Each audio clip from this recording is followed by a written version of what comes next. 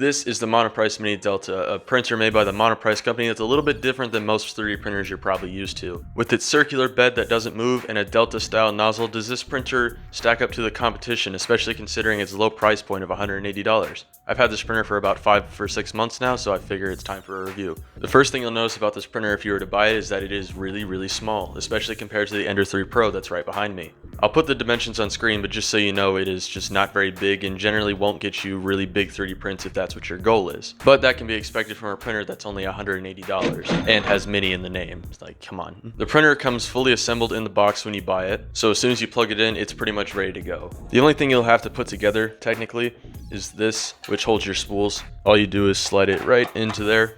Done. That's all you have to do. That's all your assembly. And the handle on top makes this thing great as a portable 3D printer if you were to take it to a college dorm like I have. Overall, its biggest feature is that it's really portable and that it has a low price point. These are both great things for most people, especially if you're just getting started and you're not sure if you really want to keep going in this industry. But this also does bring some drawbacks. As an example, I printed out this face of Homer that I can put on the wall, and as you may be able to tell, there's no way that I could print it on this printer because the print bed is simply way too small. Now, there's nothing wrong with it being small, but like I said, you're not going to be able to get very large prints, and this one isn't even that big, and this took up almost the entire Ender 3 Pro bed. But another big feature that's true of all Delta style printers is that it can print really fast. Because of the bed not having to move, the nozzle itself can move around really quickly, so you can achieve really high building speeds like 100 millimeters per second easily. And while I haven't tested it too much, it could probably easily get up to 150 and potentially even 200 millimeters per second, which is very fast. This thing is actually really fun to use if you can get it working and if you can get it tuned.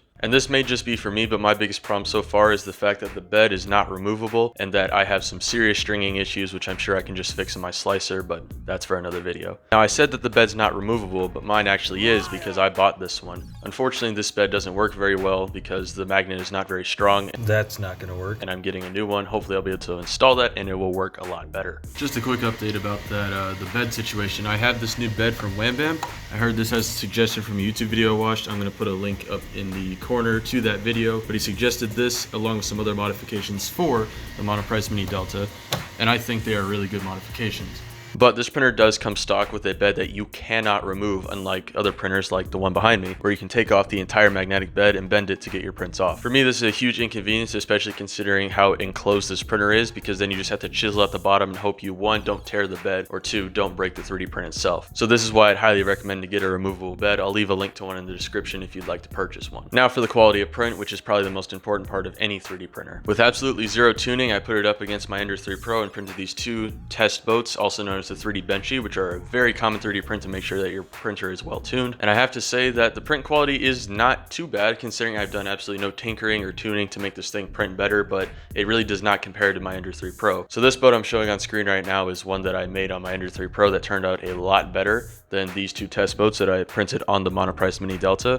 This boat is the first one. You'll notice that the actual hull of the boat and the side of it is not very smooth. It doesn't look very good. There's a lot of strings inside the windows, but considering this was straight out the box, this isn't too bad. We can do a lot of cleanup for that. So I changed the settings, printed it again, and the hull was much smoother, but for some reason the stringing problem actually got worse, and I don't really know why. But like I said, I need to do more tuning with this printer anyway before I can give you a really good answer to how good the print quality is. But in other reviews that I've seen from people who are much better at the whole tuning thing, the print quality can be fantastic. That being said, I reprinted the boat.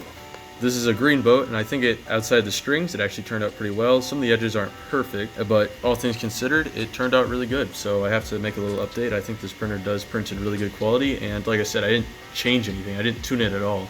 It just looks nice. I will have to sort out that stringing issue a little bit, but that's for later. One gripe that I have is that you have to leave this thing unplugged when you're not using it because 1, it is very loud with no changed fans, and 2, there's no included power source within the printer, so if it's unplugged, it's off. If it's plugged in, it's on, and that's just kind of a pet peeve of mine, especially considering my other printer just has an on-off switch. And second, use the SD card that comes with this thing. This printer does not accept SD cards that are bigger than, I want to say 2 gigabytes, but I learned that the hard way. When I first brought this one to college last semester, I had my bigger micro SD card that I used with my other printer, and it would not accept it because the SD card was too big. Fortunately, this printer has a feature where you can print via USB, so I wasn't totally screwed over, but it's just something to remember, especially if you don't want it to have it plugged into your laptop or PC all the time. Something else I forgot to mention in the video, there's these 3 buttons on the side to navigate through the printer instead of like a wheel or something.